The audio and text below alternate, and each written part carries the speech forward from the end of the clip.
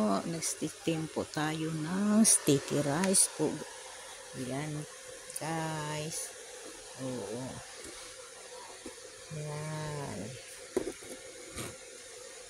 Ganyan lang po guys. Ang pag-steam ng sticky rice guys. Ayan.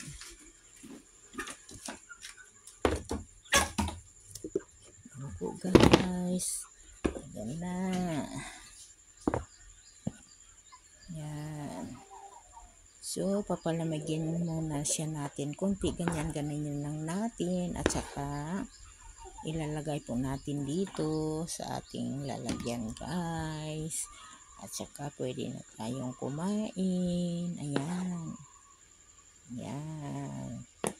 Ganyan lang po guys ang pagluluto ng sticky rice dito sa amin. Kasi mostly ito ang pinaka gusto nila. Thank you very much po.